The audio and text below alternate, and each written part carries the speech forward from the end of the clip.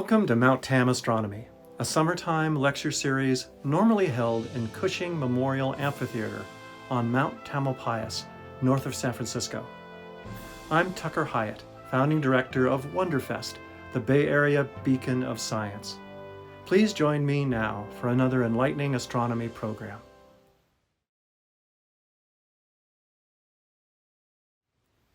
The Big Bang Theory, describing the origin of our universe, is very well established today.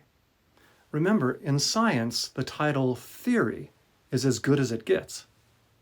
We have ample evidence that the universe originated from a hot singularity, then expanded and cooled over time.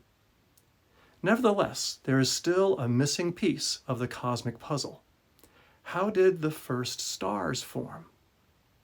Now, doctoral researcher Deepthi Gorthi of the UC Berkeley Astronomy Department presents The Very First Stars.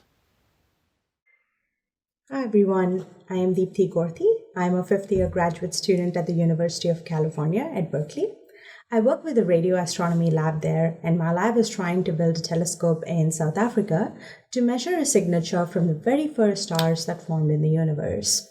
So in my talk today, I will tell you about what the signature is, when the first stars formed, and a little more about the work my lab is doing. So this is the brief outline of my talk. First, I will tell you why this period when the first stars formed is called the Epoch of Reionization, and I will give you some evidence that we have for knowing that the first stars formed in this regime. Then I will tell you a little more about radio astronomy, what radio astronomers observe when they are looking at the sky, and I will justify why we should look for the first stars in this domain. In the end, I will conclude by briefly telling you about the ongoing efforts by UC Berkeley in trying to measure the signal. So let's start with the first topic, the Epoch of Reionization. To explain this period, I need to take you back to when the universe first started forming. The universe evolved from a singularity. Astronomers believe that a long time ago, the universe was a point source singularity and then expanded very rapidly in a period called inflation. Now, we don't have evidence for either of these two happening, especially inflation. This is all in theory. The very first signal that we have to justify the singularity and the inflationary period is called the cosmic microwave background radiation. The cosmic microwave background is the first time when the soupy fog that the universe was cleared to give us the very first light. So you can think of the cosmic microwave background as the baby picture of the universe that we have. Then we believe that the universe went through a period of dark ages. Here is when the universe was evolving, dark matter was evolving, but the first stars did not form yet. It took a period between the cosmic microwave background and the first stars for a brief period of evolution in the universe. About 400 million years after the cosmic microwave background and the Big Bang, we believe the first stars formed. And after that, the story is a story that we all know. There was the formation of planets, formation of galaxies, and here we are today at the edge of the universe. And we are trying to look back and see how the first stars formed. You could say it's easy. Why don't we just take a picture? If we take a picture, we will see the first stars. And this is what astronomers initially did. Astronomers tried taking a picture of the universe, and it looked like this. This is the Hubble Deep Space image that the Hubble Space Telescope took. And this is a combination of stars that are close to us, stars that are far away from us, and galaxies, and all sorts of objects. But you will find that it's very hard to tell what objects in this picture are close to us and what objects are far from us. In real life, we know perspective because we know the relative sizes of objects. You know that if an object that you know it close up is actually really big, like a building, that if it appears really small, it must be really far away. But this is not true with stars in our universe. Stars come in all shapes and forms, so we can't tell if a star in a picture is large and far away from us, or really tiny but really close to us. And many astronomers have dedicated many years of their life in trying to figure out this quandary between distance, color, and size of objects. After a few decades, astronomers started asking themselves, do the first stars have a unique signature? If so, then we can look for this unique signature and try to find the first stars through it. In around 1965, Dr. James E. Gunn suggested, well, the first stars could have ionized all the hydrogen in the universe. To understand what Dr. James E. Gunn was talking about, I need to take you down from the universe level down to the atomic level. So let's go look at the hydrogen atom for a second. The hydrogen atom consists of a proton with an electron revolving around it.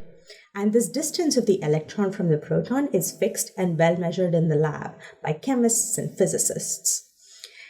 When you supply a little energy to this hydrogen atom, the electron starts spinning further away from the proton, and the distance between the electron and the proton increases.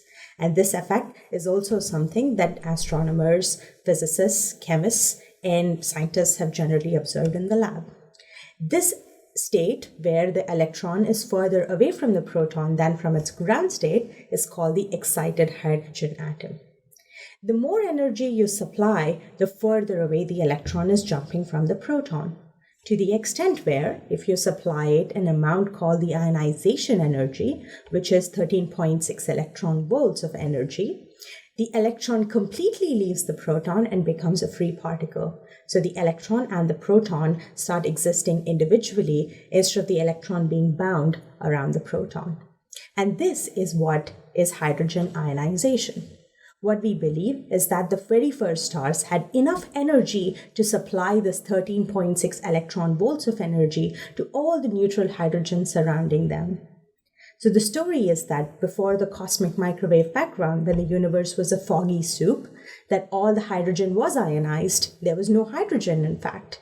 All the electrons and protons in the universe existed by themselves because there was just so much energy around. Then the cosmic microwave background happened, where hydrogen started forming, where the protons grabbed the electrons, and the hydrogen atom formed.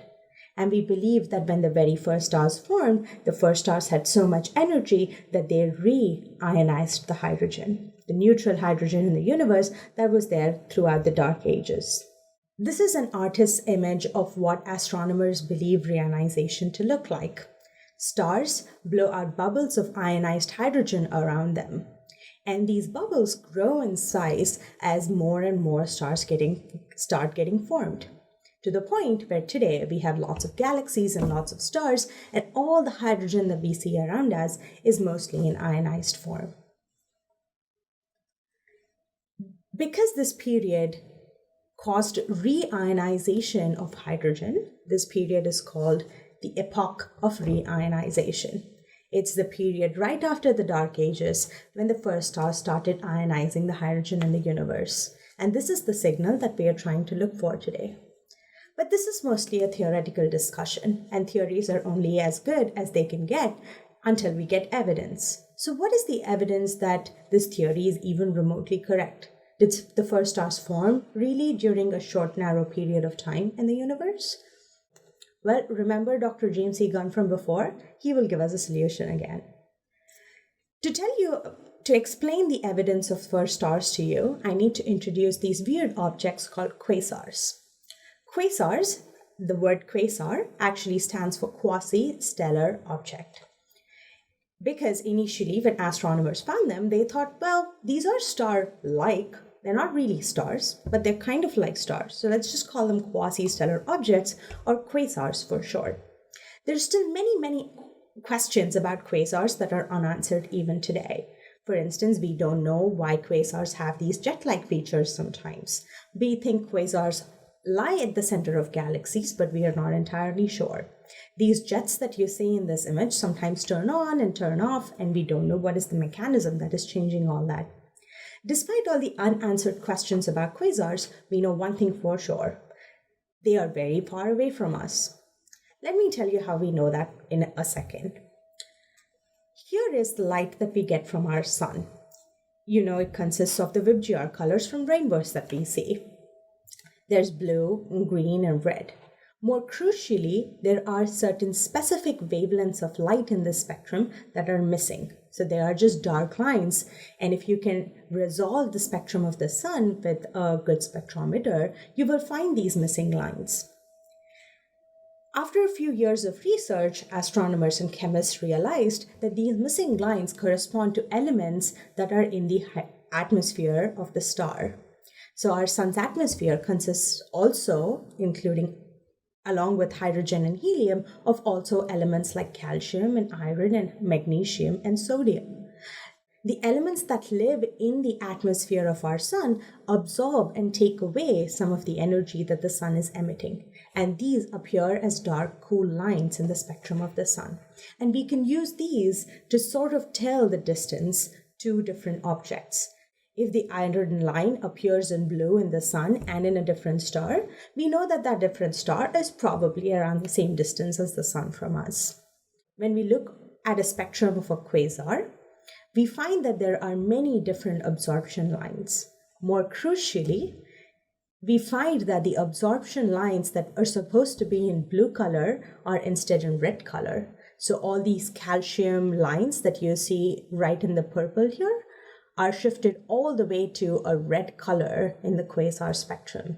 And what that tells us most crucially is that these quasars are really far away. If quasars are really far away, we can use them to probe what's in the foreground, so what's between the quasar and us. Imagine that the light from the quasar passes through little tiny clouds of neutral hydrogen before it reaches us. Each cloud of neutral hydrogen that the light has to go through causes a tiny little dip in energy from the quasar, and we can track these dips across time and across space and tell what lies in the medium between the quasar and us. This is a little similar to stellar photography, where you know what's in the foreground because of missing background light. And this is what we are trying to do with the quasar itself. So James C. Gunn and another scientist called Peterson suggested that, sure, if quasar light is going through tiny pockets of hydrogen, there'll be tiny dips in energy. But if that quasar is far enough from us, it is possible that it is lying in a pocket of neutral hydrogen. If it happens to form around the period of reionization, it would have been surrounded by neutral hydrogen cloud, and that neutral hydrogen will absorb a lot more light than a tiny little dip. Let's see if that's possible. So this is what the spectrum of a real quasar looks like. It's very messy, it has a lot of absorption lines, and a lot of graduate students spent their theses trying to figure out what these lines are, but we're not going to care about it for this talk. The only thing I want you to notice is this value of Z in the label of the quasar. It says Z equals 5.8. And the value Z is a metric of how far away the quasar is. We don't really need to understand how Z is computed, but just know that the higher the value of Z, the further away the quasar is from us. So this quasar is sitting at a Z of 5.8. And you can see that there are absorption lines after this emitted peak, and each absorption line sort of corresponds to a neutral hydrogen cloud. Let's just say vaguely. This is the spectrum of a quasar that is further away. It's sitting at a Z of 6.28. And you can see that here, right after the emission peak, the spectrum flatlines. And we believe it flatlines because right after the quasar emitted its light, the light had to go through a big cloud of neutral hydrogen that completely absorbed all the light till it reached the edge where reionization was finished, and then you can see tiny little peaks in the spectrum again. And this flat line right after the emission peak is called the Gunn-Peterson trough, named for the two scientists who originally proposed that we need to see this. And this is the evidence of the first stars. The very first stars formed, causing this reionization, which later caused the quasar spectra to show peaks again. If there was no period where there was a big neutral hydrogen cloud, we would not see the Gunn-Peterson trough in spectra of quasars very far away. A good question that most of you might be having now is, oh well, if the quasar light got absorbed by the neutral hydrogen, are these quasar objects the things that caused reionization? Good question. That is one of the major unanswered questions today for astronomers. This is the reason why we are trying to find the evidence of the first stars, because we do not know what caused this reionization. It could be quasars, it could be dwarf galaxies, or it could be population 3 stars. I would say roughly the population of astronomers is divided between quasars and dwarf galaxies. Some think it could be quasars because they are big, powerful torches in the universe. Some think it's dwarf galaxies because there are numerous dwarf galaxies and they're easy to form. There's a small section of astronomers who think it could be population 3 stars, which is the very first stars that formed. The very first stars that formed out of neutral hydrogen. We believe that the stars that form today form in more enriched environments and start with a major portion of hydrogen to begin with, but also some contaminants like magnesium and silicon and calcium that we also saw in the sun. So the stars that lived between the first stars and today produced these elements and put them out into our universe. So every star that forms afterwards will form from hydrogen, but also these contaminants. Based on how much of these higher metals are in stars, we define stars into 3 different populations. Population 1, which is the latest that we see today everywhere. Population 2, which are slightly older, which we can still see though. And these hypothetical population 3 that we have not found today, but hypothesize that they must have existed when they first formed. Stellar physicists predict that population 3 stars evolved very differently from population 2 and population 1, and that they were capable of ionizing the universe when they formed. But this is still a major unanswered question, and it remains to be seen if either of these 3 players played a major role or not. So now let's move on to understanding how astronomers are looking for these things, and this is radio astronomy. As the name suggests, radio astronomy is astronomy done at the radio wavelength of the electromagnetic spectrum. The electromagnetic spectrum is really large. Of this, there is a very small portion that we can perceive with our eyes, and this is called the visible portion of the electromagnetic spectrum. At one end, there is gamma radiation, and at the other end, there is radio radiation. Gamma rays have very, very short wavelengths. Their wavelengths are about the size of atomic nuclei or even subatomic particles. And on the other extreme, radio wavelengths are very, very large, and they're about the size of a human being to a football field. It's a very broad region. Like a doctor would give you different information by looking at different spectra. For instance, he could see you, tell you what your problem is from your symptoms, or he could ask you for an X-ray, which will tell you if there's anything wrong with your bones. In a very similar way, astronomers look at different regions of the electromagnetic spectrum to piece together the different pictures that a planet or a galaxy or a big cluster of stars can show. To probe these different phenomena, we have telescopes at all different wavelengths. There is the Keck telescope at the visible wavelength in Mauna Kea in Hawaii. Then there is the Hubble Space Telescope that you might all know about in the visible and ultraviolet regime. At higher ends, we have Chandra and Fermi, which probe X-rays and gamma rays. At X-ray gamma ray wavelengths, we need telescopes in space because our atmosphere shields X-rays and gamma rays from reaching us, thank God, because they're not good for us at all. At the downward end of the spectrum, we have Planck at the microwave, which was finding the cosmic microwave background radiation that we spoke about before. And we have radio telescopes like the Green Bank Telescope, which is in West Virginia. Radio telescopes are actually very funny and peculiar, so I'm going to spend 2 minutes trying to talk about how weird these instruments are.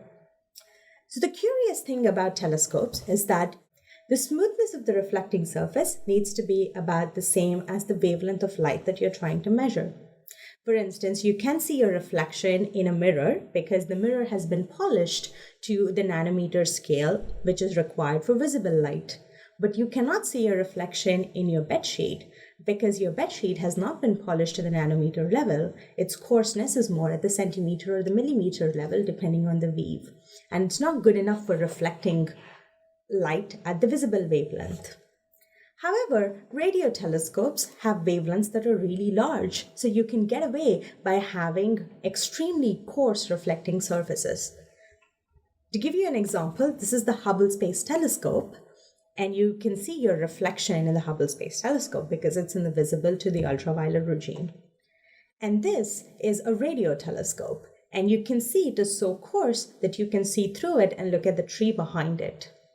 The additional interesting thing is the electronic processing, the signal processing backend required for these telescopes. An optical telescope requires a lot of signal processing. This spectrometer right here is the spectrometer for the Keck telescope, which is in Hawaii, and you can see that it's about the size of a room. Whereas the signal processing backend for radio telescopes fits in my backpack. This machine right here, which has FPGA, ADC, and synthesizer on it, is something that I work with every day in the lab, and when I'm tired of working in the lab, I just put this in my backpack and take it home. It is that small. But because of this incredible flexibility radio telescopes offer us, we can build them in any shape and form. This is the Parkes Radio Telescope in Australia. It's a 100-meter dish, so it's a very, very big dish. This is the Ooty Radio Telescope in southern India. It's a cylindrical dish. This is a paper dish. A paper dish is not made out of paper, but it's the name of the telescope that was the predecessor to the experiment I am working on right now. And you can see that these antennas are so small that a human being can pick it up and move it around. And that was the purpose of building them. We didn't know how many of these tiny antennas we wanted around and where we wanted them. So we built them so we could just move them around after a certain time. So what are radio astronomers looking for? I promised to tell you about this signal. Remember the hydrogen atom? We said if you pass it a little amount of energy to the atom, the electron jumps further away. Well, the reciprocal is also true. A hydrogen atom, where the electron is in the excited state, can jump back to the ground state, releasing the amount of energy, and exactly the same amount of energy that you would have supplied to it to get it to that position in the first place. The electron jumps between different shells around the proton, and these transitions are called electronic transitions because the electron is moving around. Similar to electronic transition, they also exist spin flip transitions. So the electron and the proton are both also spinning on their axes along with revolving around each other. This is very analogous to planets. You know how planets revolve around the sun but also rotate on their axes? In a very similar way, the electron is also spinning while it is going around the proton. And now the spin of the proton is also spinning. The spin of the proton and the spin of the electron could be in the same direction. So they could be aligned or they could be anti-aligned. And it just turns out when the first hydrogen formed in the universe right after the cosmic microwave background, the electrons and the protons didn't have a preference. They just grabbed the electron that was closest to them to form a hydrogen atom. So statistically, roughly, half the hydrogen atoms that formed with their spins in the same direction. And roughly half the hydrogen atoms that formed with their spins in the opposite direction. But it turns out that over a long period of time, it is more efficient for the hydrogen atom. It's more stable for the hydrogen atom to be in the anti-aligned state. This transition releases such low amount of energy and takes such a long period of time that chemists have labeled it the forbidden transition. But the universe is really large and has been around for a really long time. So this so-called forbidden transition is regularly seen in the universe. And this is the signal that radio astronomers are measuring. Every time a hydrogen atom in the universe goes through a spin flip, it releases 21 centimeter wavelength worth of energy. And that wavelength falls in the radio spectrum, and this is what radio astronomers observe. There are two important things about this transition. The first thing is that it happens with ground state hydrogen. Remember how we said that the first stars ionized the hydrogen? Till the first stars came around, these electronic transitions that are more easily visible weren't even evident because there was no energy to put hydrogen in an excited state. we needed a transition that would happen in neutral hydrogen that existed during the dark ages. And the 21 centimeter signal is great because it happens in ground state hydrogen. The second good thing is it's a spontaneous transition. You don't need to give energy because there was nothing to give energy during the dark ages. We really needed a transition that would happen on its own. And this 21 centimeter spin flip transition happens on its own, which is also terrific because it's happening during the time when there was nothing else in the universe, in the dark ages. And this is the signal that radio astronomers are constantly looking for. This occurs every time there is neutral hydrogen in the universe. And there is pockets of neutral hydrogen around galaxies, within galaxies, and of course, when the very first stars were forming. And this is the signal that the telescope that I am building is trying to look for. So let's talk a little bit about that. The telescope I'm building is called HERA, and it's being built in very close to Cape Town in South Africa. HERA stands for the Hydrogen Epoch of Reionization Array, and hopefully you understand where that name comes from now. It is being built in the Karoo Desert in South Africa because we don't like humans. No, that's not true. We're building it in the center of South Africa because we want to avoid signal from cell phones. Cell phone traffic is like fog for optical astronomers. It corrupts the signal that we are trying to look for. Moreover, the cell phone traffic is so bright in the radio that it obscures anything that we are trying to see from the universe. So we need to seek these destinations that no other humans would want to live in and build our radio telescopes there. And turns out, once you drive 10 hours away from Cape Town, the desert is so harsh that not a lot of human beings want to live there. So it's just sheep, bat-eared foxes, and us trying to build a telescope. The HERA telescope will consist, when it's finally built, of 350 dishes, each of which is about 14 meters wide. And those who are nerdy in you, the bandwidth is between 50 to 250 megahertz. So this is very, very much in the band of radio communication and FM radio. In the background in this image, you will see this paper dishes that I was talking about, the dishes that you could carry from one place to another. So we are building it only a little away from our old site. Why is this experiment happening today? Why was the signal from the first stars elusive for so many years?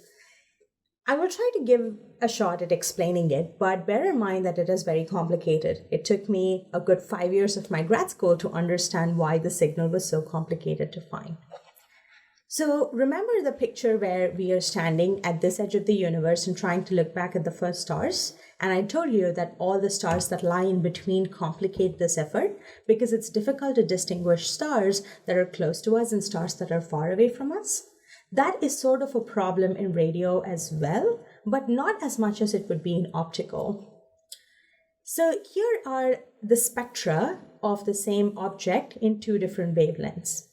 The top panel shows how it would look like in optical, and you see that there is this noise floor, but there are these really sharp peaks in optical. Whereas in radio, this is a simulated image, which is why it looks great, but it reflects the truth a little bit. In the radio, the spectrum is really smooth. So when you do a Fourier Transform, which is a mathematical operation that you can perform on these spectra that are very smooth become very peaky in the Fourier Transform. And spectra that are very peaky in normal life become extremely noisy once you've taken a Fourier Transform. So for instance, optical foreground stars marked in brown here, you can see are really bright and really peaky and noisy, whereas the radio foreground stars are smooth and very easy to identify. And when I take a Fourier Transform, which is the panel on the right, you can see that the optical stars are still noisy and still very bright at all frequencies, whereas the radio foreground stars are really bright for a small range of frequencies, and then their amplitude completely falls down. Then what you can do, because the amplitude has fallen down, is select a portion where the radio amplitude is really small, and then try to isolate the signal from the first stars in that regime. That's okay if you've not followed it. All I want you to remember from this talk is that the Epoch of Reionization is the time when the very first stars formed. It happened right after the Dark Ages, and scientists are doing everything within their power today to try to find a signature from these objects. Thank you.